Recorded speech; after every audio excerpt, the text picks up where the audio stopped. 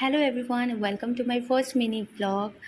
তো রিসেন্টলি আমি গুজরাটে শিফট করেছি, তো এটা তোমাদের সাথে আমার ফার্স্ট মিনি ব্লগ। চলো আজকে দিনটা কীভাবে শুরু করি দেখে নিই। তো ফার্স্টে রান্নাঘরে গিয়ে আমি একটা সুন্দর করে পেঁপে কেটে নিলাম এবং পেঁপেটাকে খুব ভালোভাবে সুন্দর করে চপ করে সেটাকে একটা বোলে করে ফ্রিজ করে দিলাম।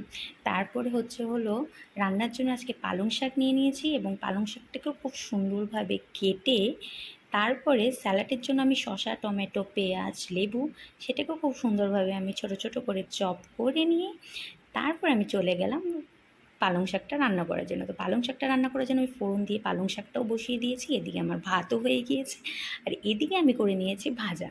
তো এদিকে ভাত, ভাজা, পালং শাক করতে করতে পাশে আমার চিকেনটাও বসিয়ে দিয়েছিলাম, সেটাও কমপ্লিট হয়ে গেছে।